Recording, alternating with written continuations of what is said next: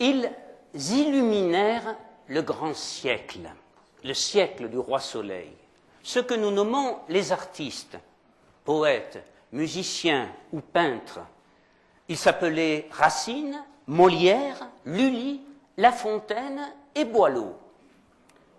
Mais derrière ces figures immortelles passées à la postérité, il y avait alors une armada d'artistes, dont certains de talent, qui connurent leur heure de gloire et sont actuellement inconnus de la plupart d'entre nous. Ils ont pour nom Chapelain, Titreville, Pradon ou Bonnecorse. Balthazar de Bonnecorse, né dans la cité phocéenne, est considéré en son temps par les Marseillais comme le rival du grand Nicolas Boileau, lequel régnait en maître dans tout le royaume sur la poésie et la littérature.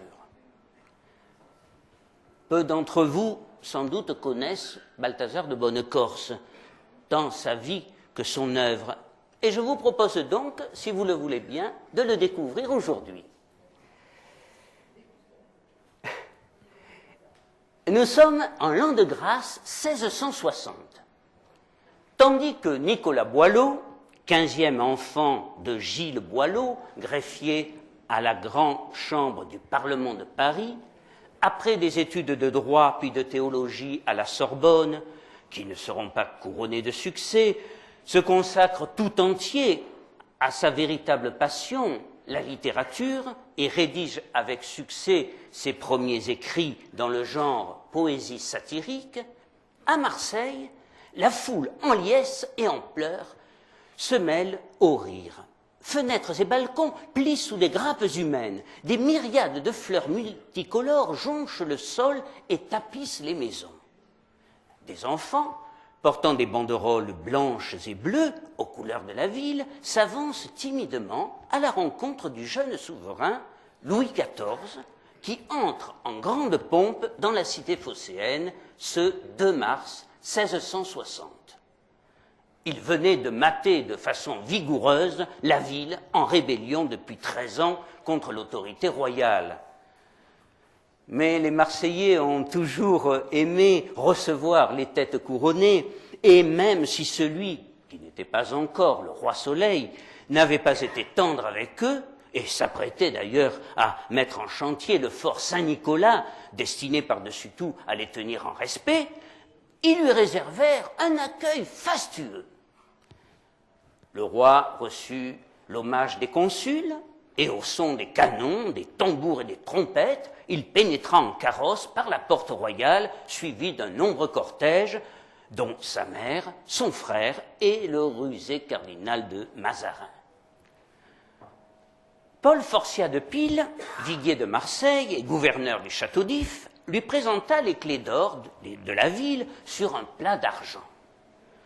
Le jeune roi détourna la tête avec une moue de mépris et lui dit « Gardez-les, Pile, vous les gardez fort bien, je vous les donne. » Parmi les personnalités qui lui furent présentées ce jour-là, se trouvait un certain Balthazar de Bonnecorse, écuyer et conseiller de la ville de Marseille. Le roi, semble-t-il, impressionné par sa prestance et sa manière de s'exprimer, s'entretint longuement avec lui, ce qui ne manqua pas d'irriter les notables de la ville. Balthazar de Bonnecorse est un homme jeune, de complexion vigoureuse, d'aspect majestueux, un tantinet précieux.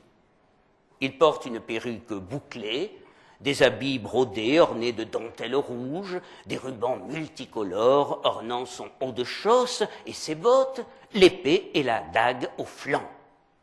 Il plaît aux dames pour son élégance guépine.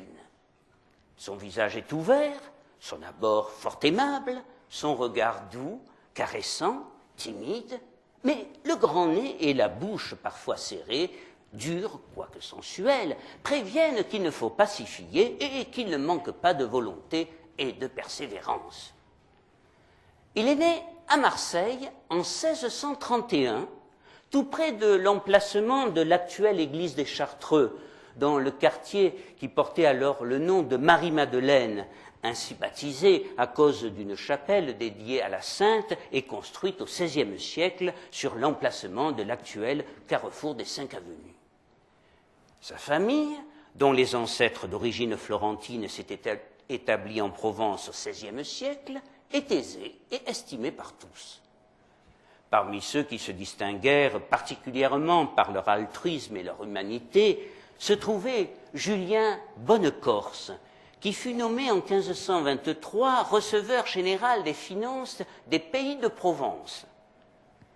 Balthazar a tout juste 3 ans lorsque fut posée la première pierre du monastère des Chartreux, qui grandira lentement en même temps que l'enfant et bénéficiera de la générosité des Marseillais, particulièrement des notables locaux comme François de Foresta ou Antoine de Valbelle, mais aussi de François Bonnecorse, le père de Balthazar.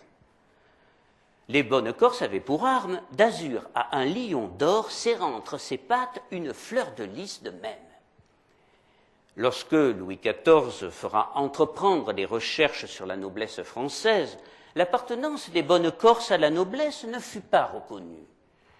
C'est la raison pour laquelle cette grande famille, qui fournira à la France, au fil des années, tant d'officiers, de diplomates, de magistrats, ne s'inscrit pas au nombre de celles de Provence dont les titres seront pérennisés.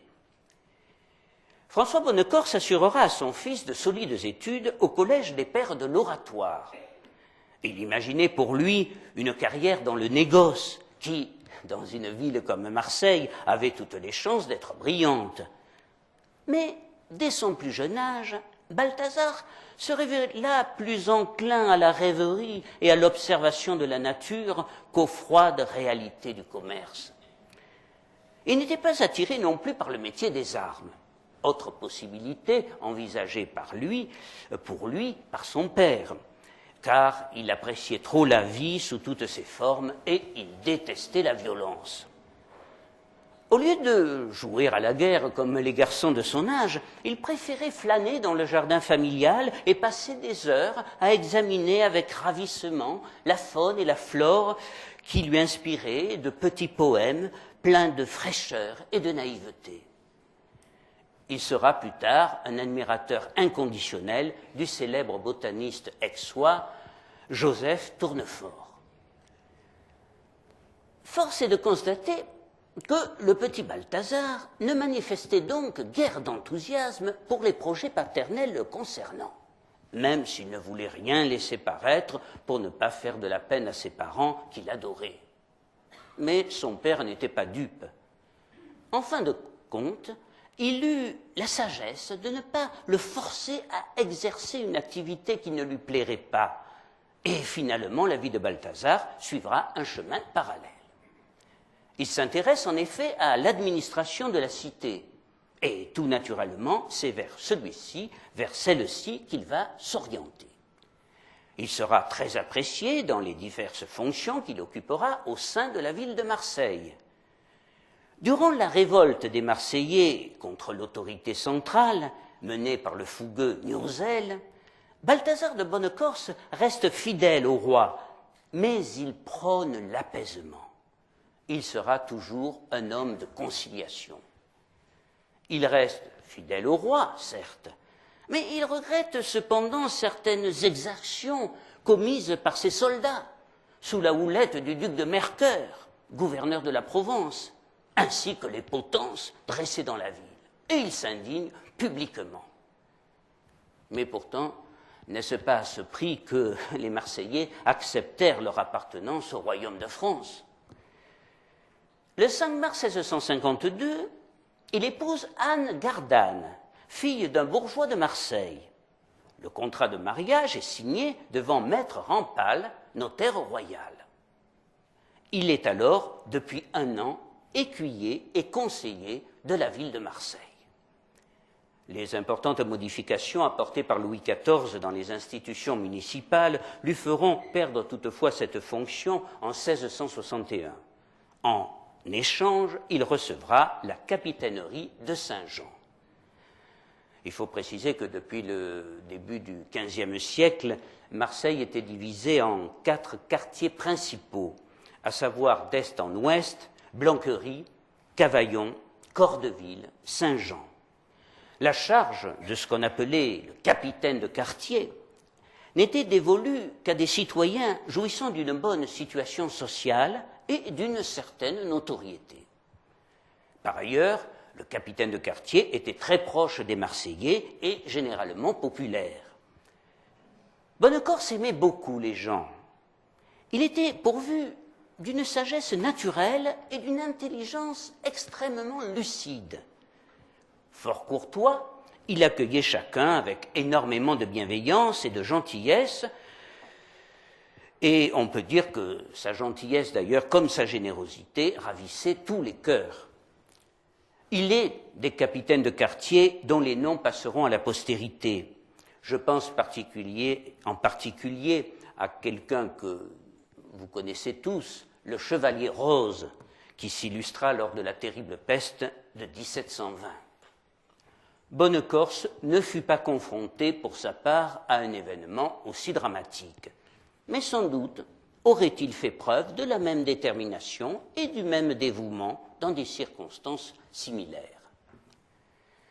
S'il aime Marseille et remplit ses fonctions avec conscience et application, il n'en rêve pas moins de voyage et aspire de plus en plus à connaître d'autres cultures, d'autres civilisations. Une opportunité se présente à lui en 1666. Le consul de France à Cède ayant été rappelé, Bonnecorse achète l'office laissé vacant, après s'être renseigné toutefois sur la position géographique précise de Cède. Il apprend que Cède, en arabe Saïda, était le port de Damas, situé sur la côte syrio-palestinienne. La France y avait établi une de ces nombreuses échelles du Levant destinées à faciliter les relations commerciales dans le bassin méditerranéen, notamment avec les pays musulmans. Chacune de ces échelles constituait une unité administrative à part entière, placée sous l'autorité d'un consul dont les pouvoirs étaient considérables. Bonnecorse n'ignorait pas que la charge de consul représentant le roi de France était une lourde responsabilité, et il prit aussitôt ses fonctions avec sérieux et avec la détermination qui le caractérisait. Sa principale mission consistait à veiller au respect des strictes réglementations établies d'un commun accord entre la France et les puissances locales. Bonnecorse s'aperçut très vite que celle-ci avait pris la fâcheuse habitude de violer ces accords. Il dut, en conséquence, faire la preuve de ses talents de diplomate et de négociateur. En dépit des multiples difficultés, il y réussit à merveille, parvenant à se concilier la sympathie et la confiance de tous. Mais Bonnecorse dut aussi intervenir entre les autorités métropolitaines et les marchands afin de régler les éventuels différends. Autre mission qu'il se devait de remplir au mieux, celle de la sécurité des biens et des personnes. Monsieur le consul à Cède avait la charge délicate de protéger les communautés religieuses, les pèlerins et tous les ressortissants français. Pour l'aider à mener à bien toutes ces tâches, il fut habilement secondé par un chancelier qui était à la fois secrétaire, comptable, greffier, notaire et archiviste, en la personne de M. Henri de la Vauguyon. Ce collaborateur précieux, devenu très vite incontournable, lui servit aussi d'interprète, car malgré l'étendue de ses connaissances, Bonnecorse ne comprenait pas les langues orientales. Il commença à apprendre, grâce à lui, les rudiments de la langue arabe et s'initia à l'histoire et à l'archéologie du pays. C'est aussi à ce moment-là qu'il manifesta un vif intérêt pour l'astronomie. Mais c'est surtout aux plaisirs artistiques et littéraires, et plus particulièrement à la poésie, qu'il se livra avec passion, y consacrant l'essentiel de ses loisirs. Quelque temps plus tard, toujours escorté du fidèle Lavauguyon, il fut nommé consul au Caire.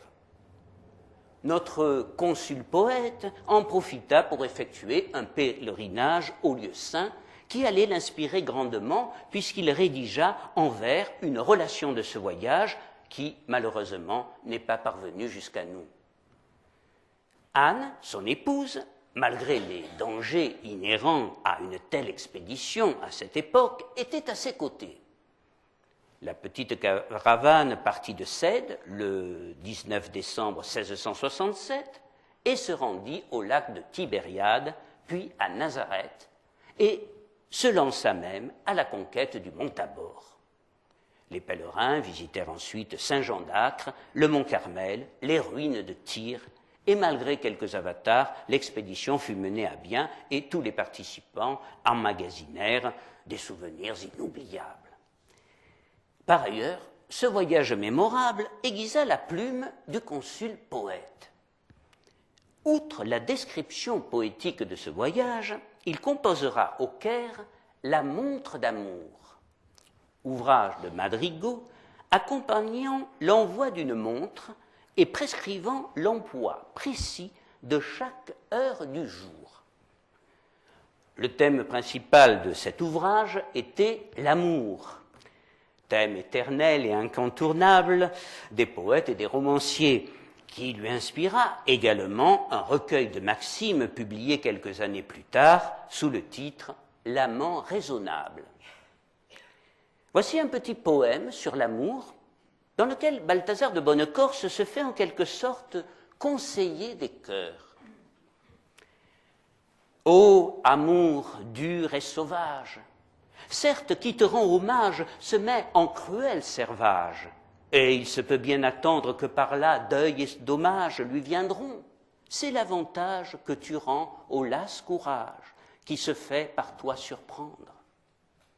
Ne sois pas triste et blême, et n'aime que ceux qui t'aiment et qui t'estiment, et ne perds pas en l'air tes soupirs et tes pas.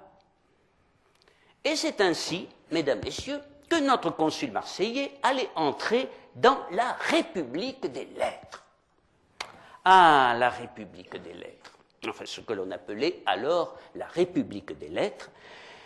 Elle avait son siège à Versailles et elle se trouvait sous la protection du monarque absolu Louis XIV, dont on a dit parfois qu'il songeait uniquement à sa propre gloire. Il est vrai que le roi Soleil n'avait rien d'un intellectuel, je vous le concède, et qu'il n'aima pas les écrivains et les artistes à la manière d'un François Ier, par exemple, sauf peut-être Lully, car il était fou de musique et de danse.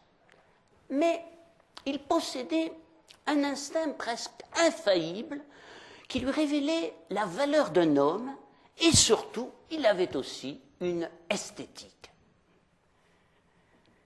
C'est en pleine connaissance de cause qu'il accorda son soutien à ceux qui firent le grand siècle. On a dit aussi qu'il se servait des hommes de lettres à des fins politiques. Cela est vrai, dans une certaine mesure. Avant lui, le cardinal de Richelieu avait pensé qu'il valait mieux avoir les écrivains dans sa poche, car ils pouvaient s'avérer extrêmement dangereux avec leurs plumes. Et Colbert reprit tout simplement cette idée de telle sorte qu'on peut le regarder comme le premier en date des ministres de la propagande.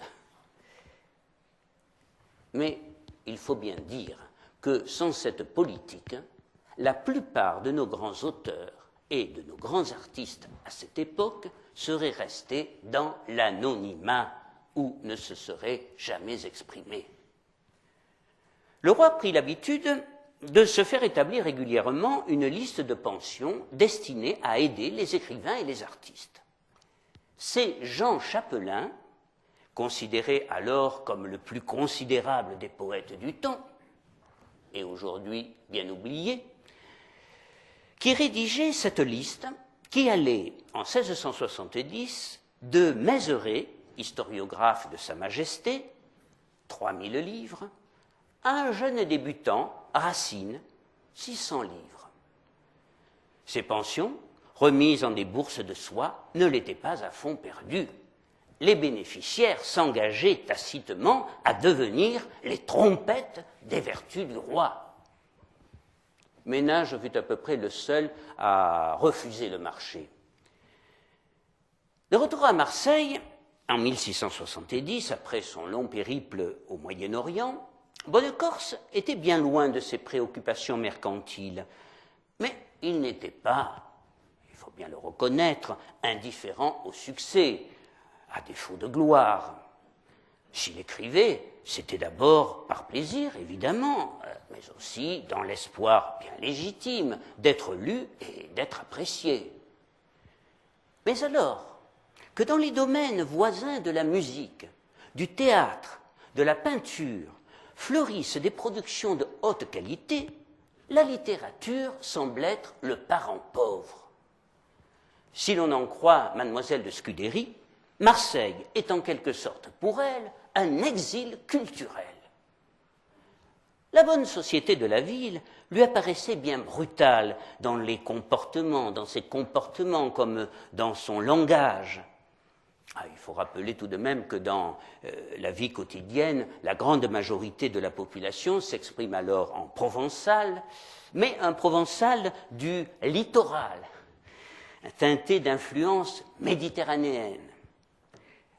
Nous verrons que tous les efforts de Bonnecorse tendront, dès son retour à Marseille, à adoucir les mœurs brutales et dissolues des Marseillais de cette époque, à lutter contre la grossièreté et la vulgarité dans le langage, à promouvoir l'art du bien parler et celui de la belle littérature auprès de la population. Et puis enfin à apaiser, dans la mesure du possible, leur côté frondeur contre le roi et contre l'État centralisateur. Ces mœurs et ce langage un peu rude n'étaient d'ailleurs pas l'apanage du peuple. Dans la bourgeoisie marseillaise, et même dans la noblesse, le parler était souvent cru, et la conduite et les goûts, généralement, peu raffinés. On était loin des révérences, du langage châtié et des règles de bienséance de la cour de Versailles. Loin aussi, sans doute, de son hypocrisie. Bonnecorse, en dépit de la vulgarité marseillaise, aimait beaucoup sa ville natale. On ne le dira jamais assez. Et il lui pardonnait tout. Il se passionnait pour son histoire. Il s'intéressait aussi à son architecture, sa peinture et surtout sa musique. Il fait la connaissance en 1671 d'un jeune homme plein d'enthousiasme, Pierre Gautier, qui s'affairait toute la journée sur le clavier de son clavecin, dans son modeste appartement de la rue du Soleil, à La Ciotat. Bonnecorse soutiendra ardemment le projet fou du musicien, celui de créer un opéra à Marseille. Gautier obtiendra finalement l'autorisation du redoutable Lully de fonder une première salle de spectacle à Marseille, dite du Jeu de Paume, située rue Pavillon. Bonnecorse, qui l'aidera financièrement, assistera très ému au premier triomphe de son ami, qui dirigera en 1685 un opéra en 3 actes de sa composition, le Triomphe de la paix. Bonnecorse fera également la connaissance à cette époque du grand astronome Jean-Mathieu de Chazelles, qui le premier, avec Cassini, détermina avec précision la distance de la Terre à la Lune à partir notamment d'observations faites depuis l'île de Ratonneau. Il sera aussi très proche d'une des plus grandes figures de notre histoire, le peintre, architecte et sculpteur Pierre Puget, au moment même où celui-ci réalisait les plans de la chapelle de la Vieille Charité. Une autre amitié plus contestable, mais que l'on ne peut pas occulter, fut celle qui le lia à un homme singulier qui jouissait d'une grande notoriété à Marseille. Un homme juste, droit et courageux, mais qui ne suscitait guère de sympathie, à cause de son caractère emporté, de son avarice et de son orgueil. Monsieur François de Sérignan, commandant les galères du roi. Sérignan était à l'antipode de Bonnecorse, qui s'était fait un devoir de tempérer la fougue de son ami, et l'arme secrète de notre consul poète était la poésie, qui, comme la musique, adoucit les mœurs. La rencontre entre les deux hommes, qui c'est là leur amitié, leur étonnante amitié, ne manque pas de cocasserie. Comme Bonnecorse sortait de l'église Saint-Féréol, de la messe de l'église Saint-Féréol, un dimanche de septembre particulièrement venteux, son chapeau fut brusquement emporté par le Mistral. François de Sérignan, qui passait alors par là, sur son cheval, saute de celui-ci, au risque de se rompre les os, et poursuivit le couvre-chef fugueur. Il parvint à le rattraper quelques secondes avant qu'il n'atteigne les eaux du port. Bonnecorse lui envoie une reconnaissance éternelle, car il était très attaché à ce chapeau qui lui avait été offerte par Anne le jour même de leur mariage.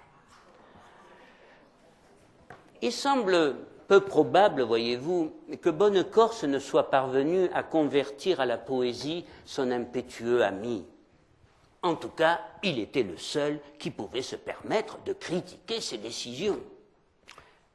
Lorsque Sérignan lui annonça fièrement qu'il avait demandé la main d'Anne de Saules, de 22 ans sa cadette, Bonnecorse n'hésita pas à lui dire qu'il commettait selon lui une folie. Et il n'avait pas tort. Bien des années plus tard, en 1712, François de Sérignan, époux et père violent et tyrannique, fut assassiné dans la Bastide familiale par toute sa famille. La plus acharnée étant sa femme, qui le castra avec un grand couteau de cuisine, alors qu'il agonisait sur le tapis, transpercé par l'épée de son quatrième fils, Jean-Baptiste. Eh oui, oui.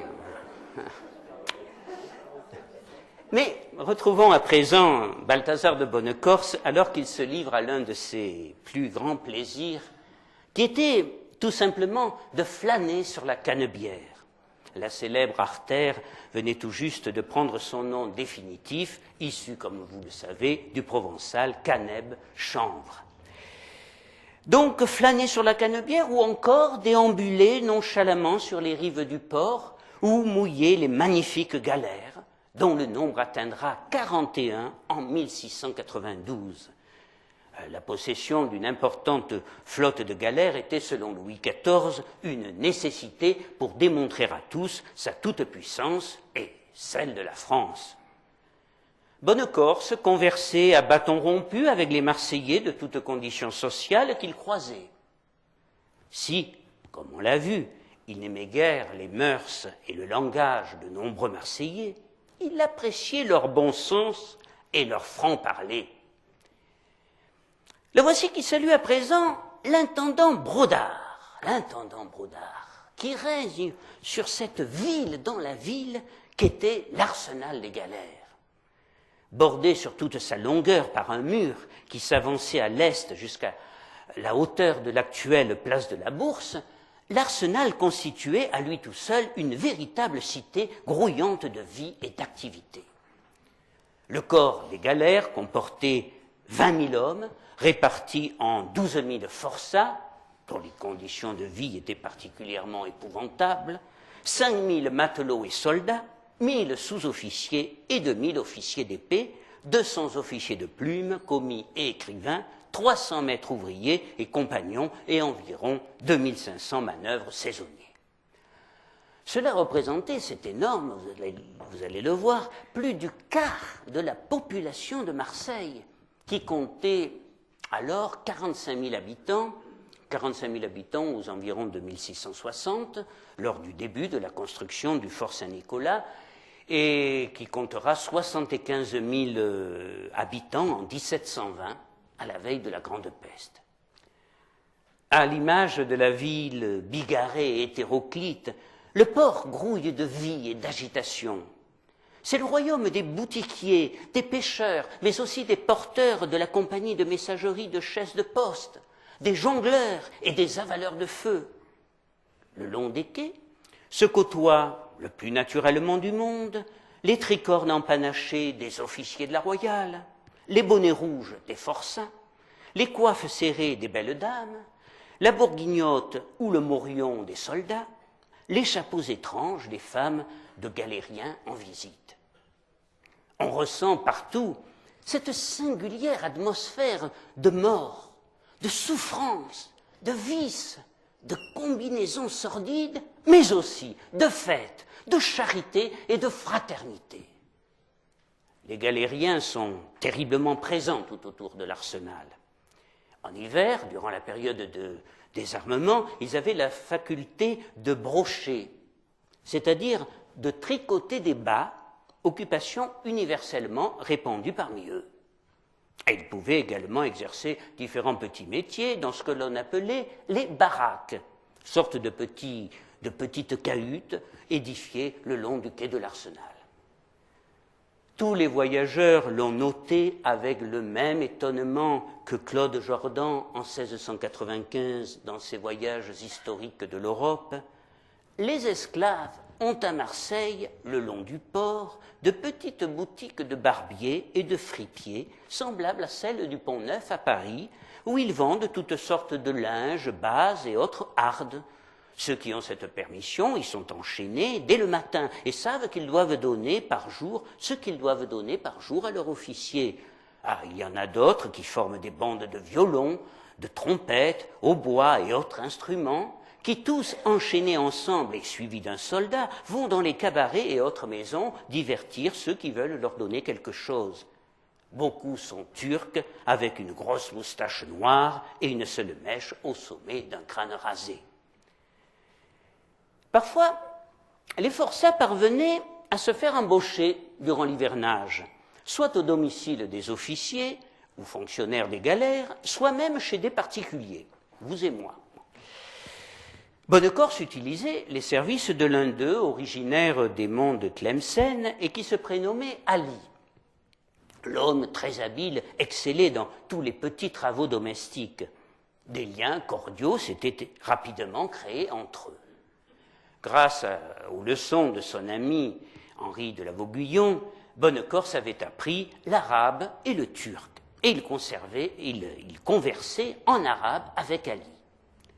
Anne, de son côté, trouvait en ce serviteur au visage toujours avenant d'incontestables qualités de cœur et de réels dons artistiques. Ali demeurait souvent la nuit chez les Bonnecorse et il avait fini par y vivre en quasi-liberté. Balthazar et Anne étaient très généreux avec les pauvres qui étaient nombreux dans la cité phocéenne. Toutefois, comme le notera dans son carnet de route un notable suisse de passage à Marseille, ici, il y a aussi des pauvres, des gueux, des éclopés, comme partout. Mais ici, ils ne semblent pas tristes. Souvent même, ils sont joyeux. Il faut dire que tout semblait fait à Marseille pour que tout le monde soit joyeux et s'amuse. À Marseille, durant tout le XVIIe siècle, les fêtes seront très fréquentes et ne concerneront pas une élite, mais l'ensemble de la population. On dénombrait pas moins d'une trentaine de fêtes religieuses chômées, jusqu'à la veille de la Révolution, celles que l'on connaît encore de nos jours, auxquelles il convient d'ajouter la fête des rois, le 6 janvier, la fête Dieu et la nativité de la Vierge, pour ne citer que les plus importantes, sans parler des fêtes profanes, fêtes de quartier, fêtes spontanées, célébrant une pêche exceptionnelle, le départ des botanistes pour leurs expéditions dans les collines provençales, la réfection d'une rue, l'anniversaire de l'un, la naissance de l'autre. Et il n'y avait plus alors, c'est vraiment une particularité marseillaise, il n'y avait plus ni riches, ni pauvres, ni nobles, ni valets. Chacun, à cette époque, faisait de la musique ou chantait. Presque tous les Marseillais, en ce temps-là, jouaient d'un instrument de musique.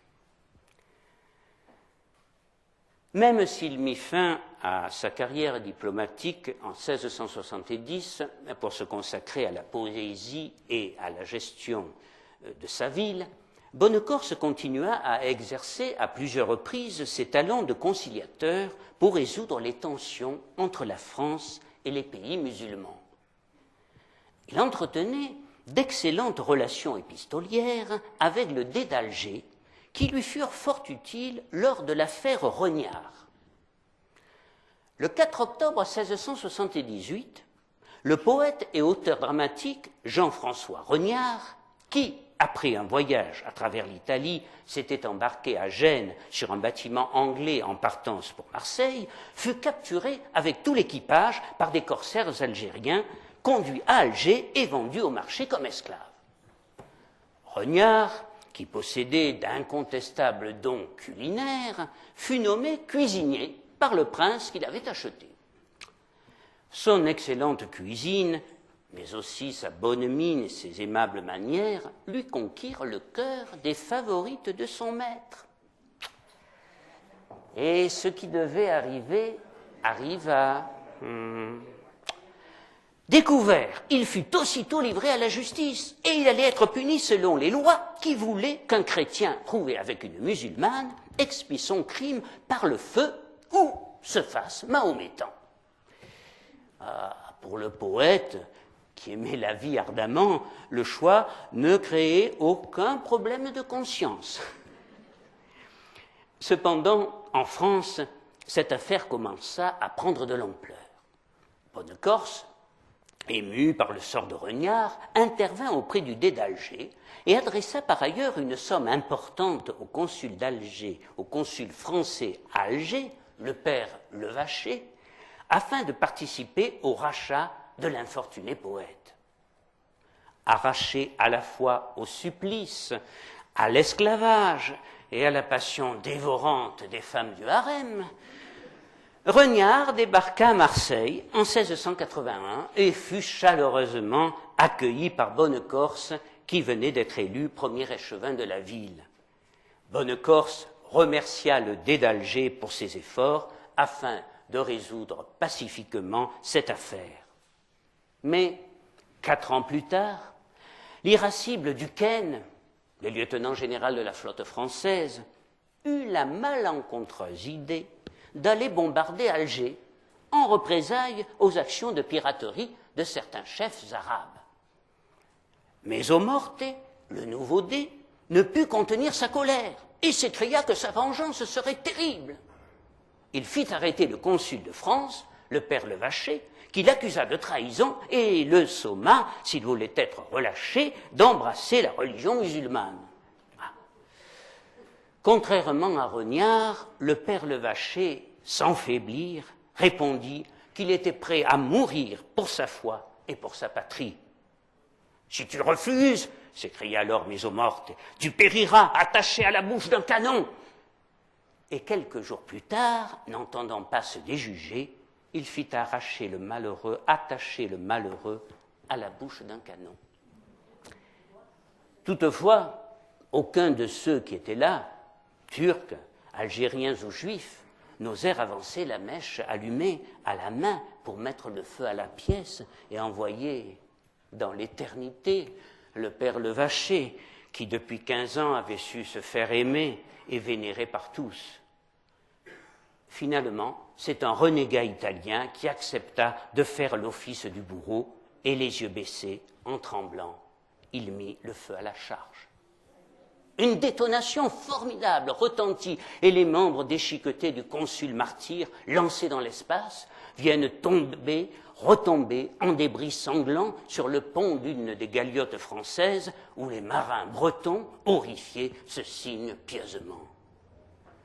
Depuis la passerelle du vaisseau amiral le Saint-Esprit, le vieux Duquesne assista impuissant à la terrible exécution dont il portait assurément une petite part de responsabilité. Bonnecorse fut bouleversé par ces tragiques événements. Il figurait, à ce moment-là, parmi les experts chargés à Marseille d'examiner les conditions d'expropriation nécessaires à l'édification de nouveaux remparts. Ce sera sa dernière fonction publique. Pour en revenir à Bonnecorse poète, voici un sonnet qui semble résumer sa philosophie de la vie et dans lequel il nous révèle, ça c'est intéressant, sa recette du bonheur. Écoutez bien. Avoir peu de parents, moins de train que de rente, et chercher en tout temps l'honnête volupté. Contenter ses désirs, conserver sa santé, et l'âme de procès et de vices exempte. À rien d'ambitieux ne mettre son attente, voir les siens élevés en quelque autorité, mais sans besoin d'appui, garder sa liberté, de peur de s'engager à rien qui ne contente.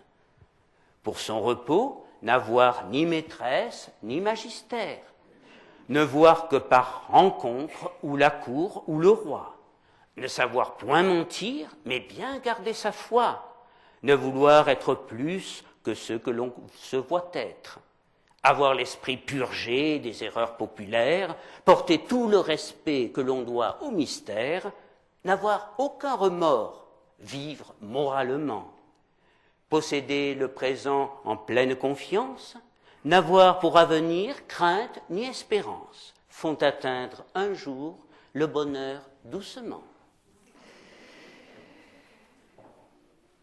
Bonnecorse, qui, vous l'avez compris, haïssait la guerre et célébrait l'amour, avait adressé le manuscrit de la Montre d'amour à Georges de Scudéry, le frère de Madeleine de Scudéry. Celui-ci avait été gouverneur du fort de Notre-Dame-de-la-Garde et il était devenu un poète et un auteur dramatique reconnu, membre de la prestigieuse Académie française.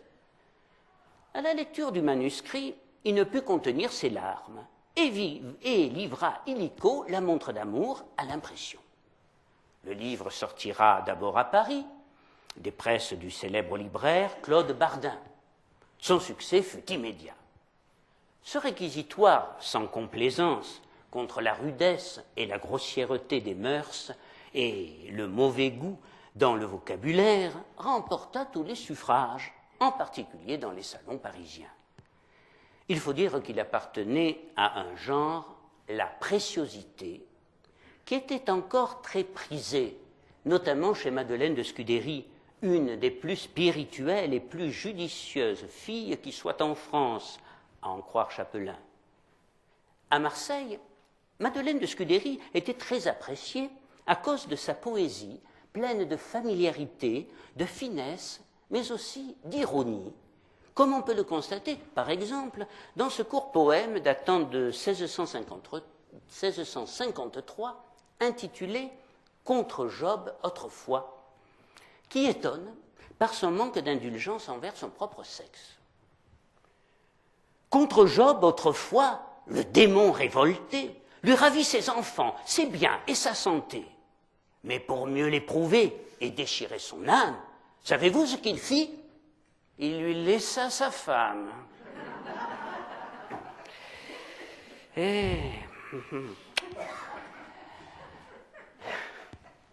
Madeleine de Scudéry était aussi, il faut le préciser, la principale auteure des romans précieux à clé, parus sous le nom de son frère Georges, comme Le Grand Cyrus ou encore Clélie, qu'elle écrivit seule et où figure la fameuse Carte du Tendre, dont vous avez dû en entendre parler.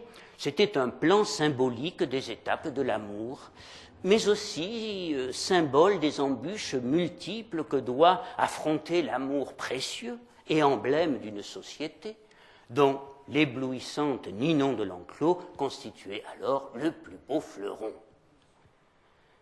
La Montre d'amour de Bonnecorse tombait sans doute à point nommé entre les mains de Georges de Scudéry et de Claude Bardin, et de nombreuses éditions en seront faites à Paris comme en province, et même à l'étranger, ce qui prouve l'intérêt qu'elle soulevait. Claude Bardin, en gage de reconnaissance pour l'argent qu'il lui fit gagner, adressera à Bonnecorse une magnifique montre en or sortie des mains de l'un des plus grands orfèvres de la capitale. Cependant, la préciosité commençait peu à peu à sombrer dans une affectation et une pruderie qui feront la joie de Molière, avec notamment les précieuses ridicules, et provoqueront les railleries de Boileau, désormais tout-puissant.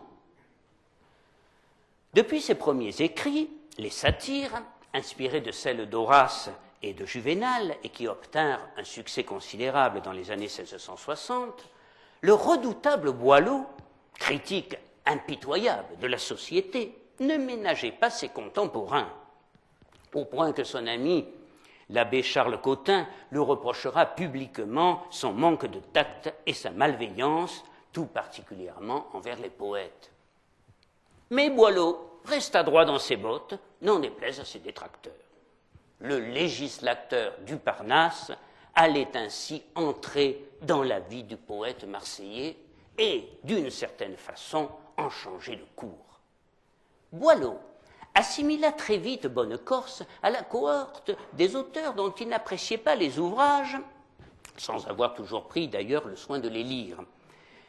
Pourtant, Bonnecorse ne fut pas, comme on a bien voulu le laisser croire quelquefois, le souffre-douleur privilégié de Boileau. C'est Jean Chapelain qui revient le plus souvent sous la plume satirique du grand Boileau, au point de lui consacrer un ouvrage succulent, Le Chapelain décoiffé, parodie du Cid, dans lequel le poète est pris pour cible parce qu'il avait eu le malheur d'être nommé par Colbert, ce que je vous disais au début, responsable du choix des auteurs pensionnés par le roi. Chapelain, dont, disait-on, la perruque était plus célèbre que sa pucelle, l'un de ses poèmes héroïques dont il était le plus fier. Bonnecorse, pour sa part, n'apparaît qu'à 2 reprises seulement dans les écrits de Boileau, et encore par œuvre interposée. Dans l'épître 9, adressé à M. le marquis de Seignelay, fils de Colbert et secrétaire d'État à la Marine, celui-là même pour lequel fut construite à Marseille une galère en un jour, à l'occasion de sa visite à l'arsenal des galères le 29 mars 1679, Boileau écrit « Ni tous ces vains amas de frivoles sornettes, montres, miroirs d'amour, amitié, amourette, dont le titre souvent est l'unique soutien et qui, parlant beaucoup, ne disent jamais rien. » Puis, il entreprit la rédaction d'un poème, un poème héroïque comique, intitulé « Le Lutrin ». Et voici qu'à l'occasion d'une fantastique bataille rangée qui se déroule dans la boutique de Claude Bardin durant son absence, et dont la description est par ailleurs savoureuse, ressurgit à nouveau en 2 vers, dans le chant 5 du recueil, la fameuse montre de Bonnecorse. Chacun s'arme au hasard du livre qu'il rencontre, l'un tient le nœud d'amour, l'autre en saisit la montre. Bon. Tout cela ne va pas bien loin, vous en conviendrez. Et il n'y avait pas de quoi fouetter un chat. Mais Bonnecorse est d'une grande susceptibilité, et particulièrement chatouilleux quand l'on s'en prend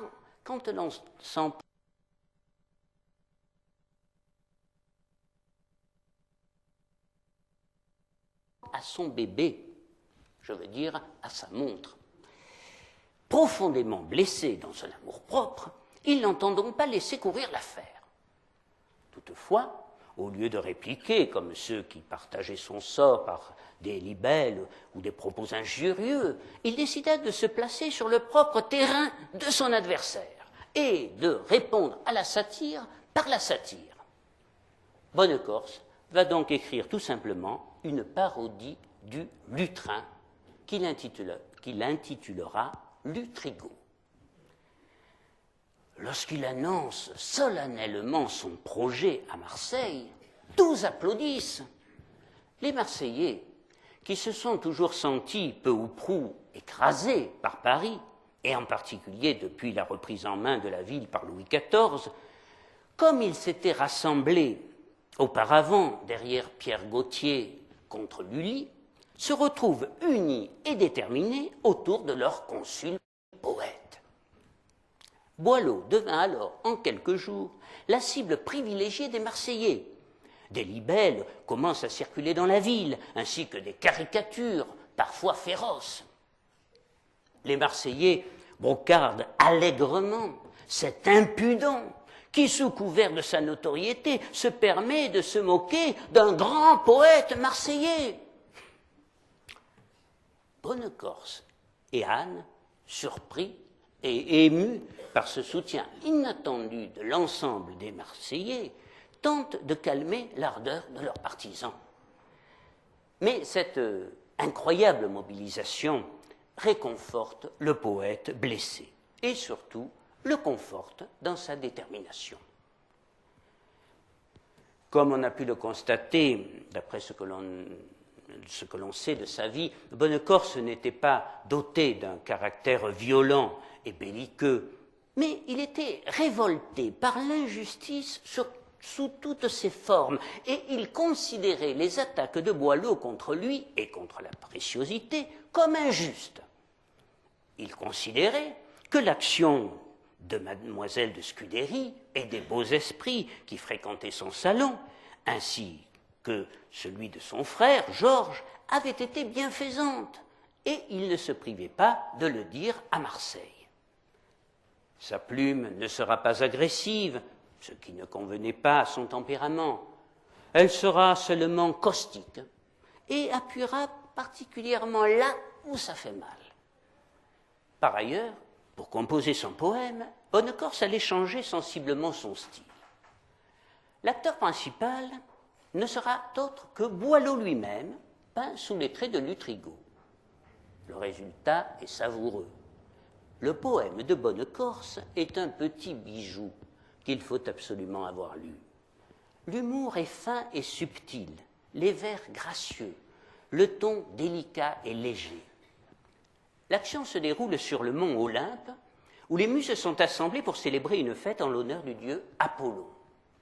Souhaitant ajouter une gloire nouvelle au nombre de ceux qu'inspirèrent le dieu, les 9 sœurs s'entretiennent des auteurs de ce temps particulièrement glorifiés. Et bientôt, tout naturellement, le nom de Lutrigo est cité, et celui-ci est désigné à l'unanimité pour les rejoindre et les enchanter par ses vers. Seulement voilà, s'il est très estimé, Lutrigo manque de sérieux et disperse son talent. La muse de la danse, Terpsichore, après avoir pris forme humaine, résolut à lui faire entendre raison, rend visite à l'heureux élu, le prie d'abandonner le triste métier de la satire et de composer un vrai poème qui puisse satisfaire le grand Apollon. Lutrigo est très ému et pleure comme un gosse. Mais bientôt, au trouble dans lequel a jeté cette singulière visite, succède une exaltation incontrôlable. Et le Lutrigo nouveau est prêt désormais à affronter l'univers. Paraissez, grands auteurs, tant en prose qu'en vers, et tout ce que de docte a produit l'univers. Unissez-vous ensemble et formez une armée. Mon âme maintenant ne peut être alarmée. Le poids de vos écrits ne saurait m'accabler, et ma plume est en droit de vous faire trembler. Puis, Lutrigo, épuisé, mais au comble du bonheur, s'endort. Et voit alors en rêve des auteurs suppliants que sa verve menace et le siècle à genoux qui lui demande grâce. À son réveil, galvanisé par son rêve et bien décidé désormais à répondre à l'appel du Parnasse dans les meilleurs délais, il expose à 2 de ses amis un projet confus de poèmes épiques qui aussitôt les enthousiasment. « Oh, je l'admire déjà, même sans l'avoir lu !» s'écrie aussitôt l'un de ses amis. Lutrigo, touché aux larmes, se précipite alors dans ses bras et se confond en gratitude. « Merci, je ferai voir qu'en ce docte métier, Homère était novice et Virgile écolier. » Vaillamment, il prend sa plume et une fois son poème achevé, il parle déclamer de salon en salon et de ville en ville, sollicitant au passage quelques applaudissements. Gonflé à Morlock, il gagne enfin le palais d'Apollon, discourt longuement de sa vie et de ses œuvres, se tresse main laurier, puis commence sur un ton grandiloquent la lecture de son poème. Il ouvre ses cahiers, tous, et crache 3 fois. Il compose son geste, il mesure sa voix et dit éloquemment qu'un énorme pupitre est du poème entier le sujet et le titre. Bonnecorse se livre alors à une analyse minutieuse du lutrin de Boileau et l'on peut constater qu'il l'a visiblement décortiqué à fond. Apollon, enthousiasmé, ordonne la consécration de Lutrigo et qu'il soit porté en triomphe sur son vaste lutrin. Lutrigo est alors placé sur un pupitre gigantesque, lequel est dressé sur un char tiré par le cheval Pégase. On se prive de rien. Apollon et les muses lui font cortège, ainsi que les poètes anciens et modernes, récitant et chantant en diverses langues tout ce que Lutrigo a pris dans leurs ouvrages. L'ensemble va d'un pas mesuré et solennel. La fête est à son apogée, mais soudain, c'est le drame. Un sinistre hibou, né pour troubler la fête, vole vers Lutrigo, se perche sur sa tête, et pour le couronner, il portait dans son bec un rameau tortueux d'un laurier déjà sec. Oh, tout le monde, à l'aspect d'une telle figure, jette des cris en l'air, rit de cette aventure, et le grand Lutrigo, en poussant main, hélas, tombe et tout effrayé, voit son lutrin à bas. Ainsi s'achève, mesdames et messieurs, merci. Dans le fracas, l'affolement et les colibés, la parodie de Bonnecorse. Lutrigo est édité pour la première fois à Marseille chez Brébion en 1686, puis deux autres éditions seront réalisées les 2 années suivantes à Amsterdam et à Lyon. Son succès fut incontestable. Mais pour être objectif, il faut bien dire que Boileau était très différent du portrait qu'en dressa Bonnecorse. Il n'était pas du tout présomptueux ni avide de gloire.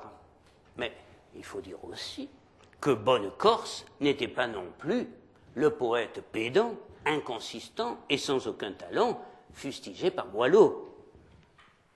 Il faut préciser que les deux hommes ne se sont jamais rencontrés.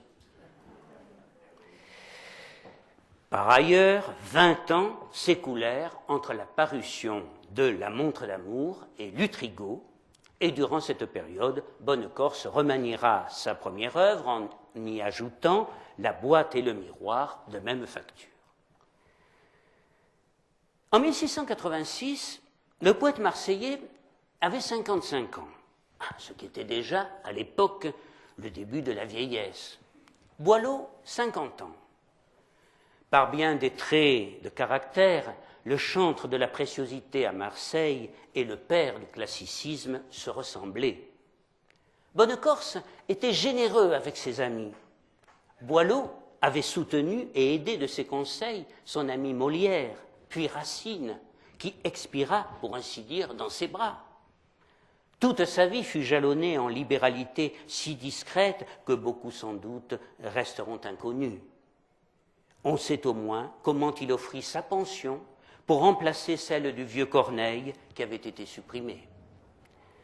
Il n'est pas jusqu'à ceux qu'il considérait comme de mauvais poètes, pour qui sa plume avait été cruelle, qui ne fussent bénéficiaires de ses largesses. Lignières, par exemple, en eût pu dire quelque chose, lui qui, nanti par Boileau de quelque argent, s'en allait à moitié ivre, de cabaret en cabaret, rimer des vers exécrables contre son bienfaiteur. Bonnecorse prendra peu à peu conscience que celui qui était devenu en quelque sorte son rival aux yeux des Marseillais n'était pas aussi abominable que voulaient bien le dire certains. Et il avait l'âme trop haute pour englober dans une même réprobation l'œuvre et le caractère. Boileau, sévère jusqu'à l'intransigeance pour la pureté du style, était aussi exigeant pour la droiture des mœurs, et s'il avait vraiment connu Bonnecorse, j'en suis persuadé, il aurait eu une grande estime pour cet homme droit et probe. Bonnecorse, enfin, était un bon chrétien, tout comme Boileau, et tous deux dénonçaient avec véhémence les Tartuffes et les faux dévots.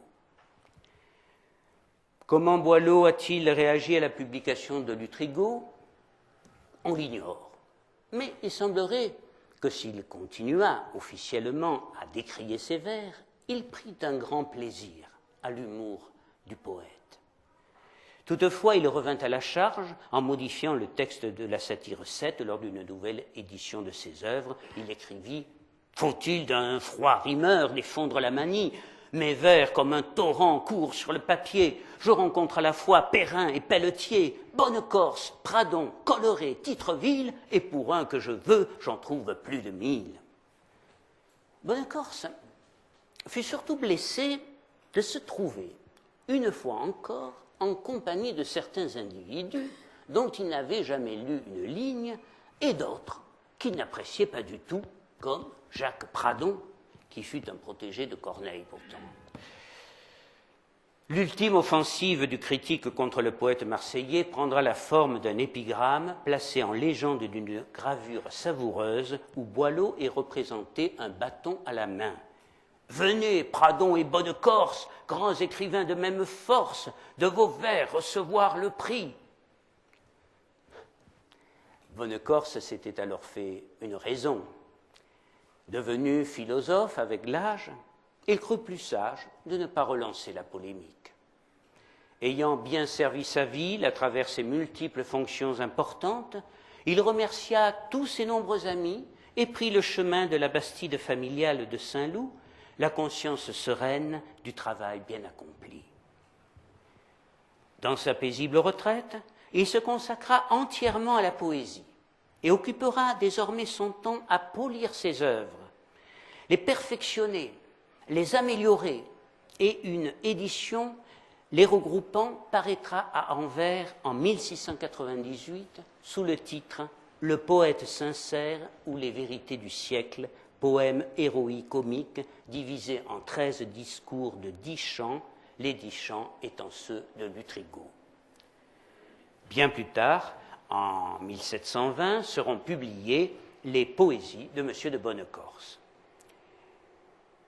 On remarquera que dans le poète sincère, ou les vérités du siècle, Bonnecorse adressa à Boileau des critiques grammaticales assez souvent fondées. Par ailleurs, il lui reproche très justement un ton d'orgueil que peut justifier aujourd'hui l'incontestable supériorité du législateur du Parnasse sur les autres, mais dont ses contemporains ont pu, en effet, être cruellement blessés. Je n'ai pas la prétention, voyez-vous, de vouloir réhabiliter Bonnecorse à l'endroit de Boileau, et il ne me paraît pas raisonnable de vouloir le mettre sur le même pied que lui. Mais il faut reconnaître que le poète marseillais, mieux que quiconque, a tantôt finement, tantôt énergiquement critiqué les travers de son temps. Dans ses 13 discours, les bizarreries de la mode, la fatuité des abbés, les erreurs des médecins sont stigmatisées fortement. Et le plus remarquable, c'est que ces critiques des mœurs de son époque peuvent fort bien, à y regarder de plus près, s'appliquer à la nôtre. Voici celui traitant de la mode. Aujourd'hui, le français, en mode trop fertile, recherche l'agréable et méprise l'utile. Toujours ingénieux aux dépens de son bien, il veut tout, il fait tout et n'examine rien. Tantôt un grand manteau le charge et l'environne, il porte des chapeaux, des pourpoints et des bas, tantôt longs, tantôt courts, tantôt hauts, tantôt bas. Au taffetas léger succède l'écarlate, aujourd'hui le collet et demain la cravate, et je crains qu'on ne veuille, après tant de dessins, porter des gants aux pieds et des souliers aux mains. Bonnecorse fut donc, et c'est là-dessus que j'insisterai le plus, un fin observateur de la société marseillaise de son temps, sarcastique mais jamais méchant. J'ai insisté aussi à plusieurs reprises sur le fait que c'était un ardent Marseillais. Mais c'était aussi un bon Français et un patriote, comme on peut en juger par ce poème. J'admire encore cet âge où nos hardis Gaulois remplissaient l'univers du bruit de leurs exploits, endurcis au travail, nourris dans les alarmes, même durant la paix, ils dormaient sous les armes. Poussés par leur valeur, dès le premier signal, ils prenaient tous la lance, ils montaient à cheval. Dans cette noble ardeur, ils parcouraient la terre, jusque dans Rome enfin, leurs bras portaient la guerre. La France, grâce au ciel, par un destin heureux, a toujours des enfants de ce sang généreux. Le temps apaise, voyez-vous, les rancœurs passées. Boileau, devenu sourd et presque aveugle, ne se déplace plus désormais sans l'aide de deux laquais et vit dans sa maison d'Auteuil. Cependant, restait à ce survivant d'une époque révolue une gloire de bonne aloi et de nombreux admirateurs. Bonnecorse, lui, a toujours bon pied, bon œil, et il apprend avec une grande tristesse les infirmités de son Lutrigo. Boileau avait fini par faire partie de son petit monde, voire même de ses intimes. Sans doute pressentait-il confusément que grâce à lui, il ne sombrerait pas totalement dans l'oubli, cet enfer polaire des artistes.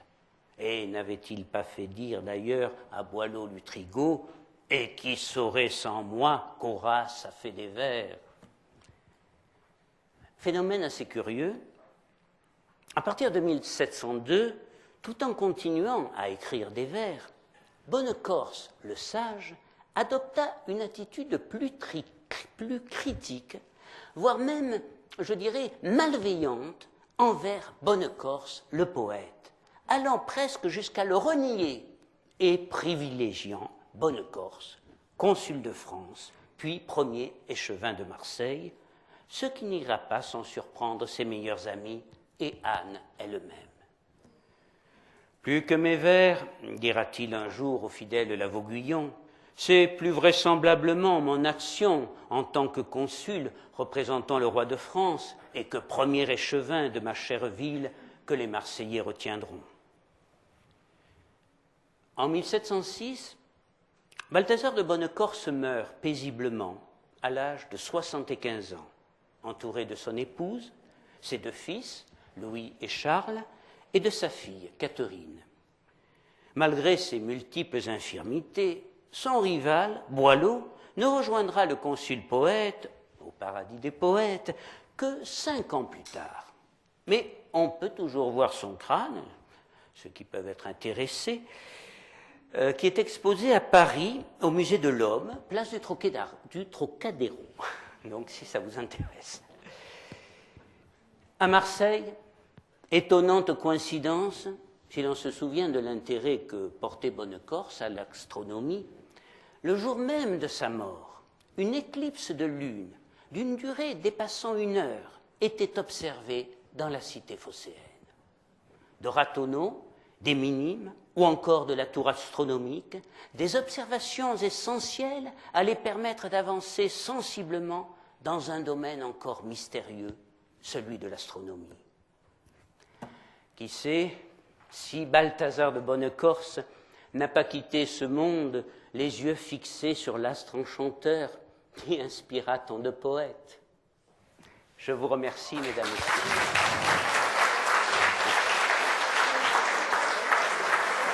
Merci. Merci beaucoup.